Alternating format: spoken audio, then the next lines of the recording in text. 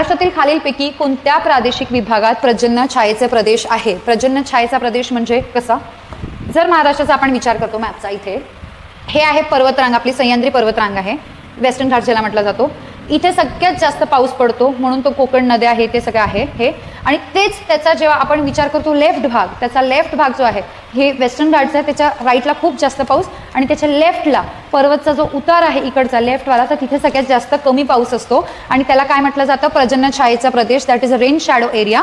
आता आपण इथे पहिला मॅप बघूयात. रेन शॅडो एरिया भरपूर कमिटीजनी या एरियाला रेन शॅडो एरिया म्हटलं, म्हणजे महाराष्ट्राचा भाग फक्त कोकण आणि भरपूरसं विदर्भ सोडून जो भाग आहे तो कशामध्ये मोडला जातो? तो पर्जन्य छायेच्या प्रदेशामध्ये फोडला जातो. आणि त्यात मेजरली नंदुरबार, नाशिक, पुणे, सांगली, कोल्हापूर इथे आहे. रेन शॅडो एरियामध्ये किती पाऊस पडतो, किती एमएमचा पाऊस पडतो? फक्त 75 ते 125 एमएमचा पाऊस पडतो.